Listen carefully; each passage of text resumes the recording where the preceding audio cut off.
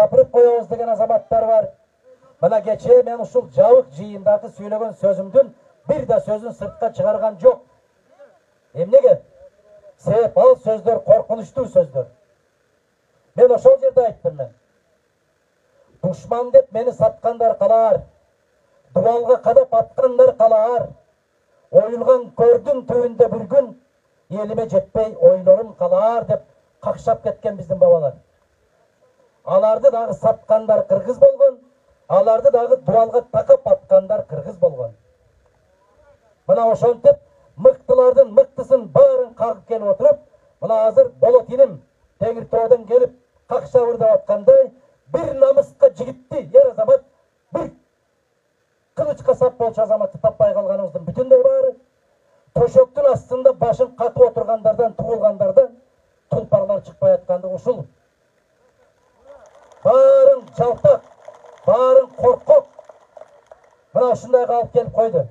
Мына азыр жолдун боюнда катары менен милиция тизилип турат. Эмне кылып алат алар? Кимди кармайт? Кимди карайт? Эгер баарын бирдей болуп келген болсоң, эмне кылып алат? Эч нерсе кыла албайт. Эгер ушул жерде Кемпирабадтын боюнда жылдагыдай улак берет экен десе, могул жактан Кара Суулун жигиттери, бул жактан Сузактын жигиттери, бул жактан Кара Кулжа Алайдын жигиттери могул жерге батпай калмак. Мына ушул кайгы. Мына улуттун кайгысы ушул. Кайдыгерлик, коркоктук, жалтаңдык, мына ушул эмне болсо дагы мени көрбөй калсын, мени укпай калсын деген сөз. Кээ бир мен ушул Жогорку Кеңештин трибунасында туруп айттым мен. Мен Ала Тоо антына алып барып атып, күйгүзүп, күлүмдү Кемпирабадтын үстүнө чачып жибер. Менин чоң аталарым баскан жерге барып түшсүн менин күлүм деп. Мына ушундай туугандар. Эмне үчүн жабык эшик артында деп айтышат?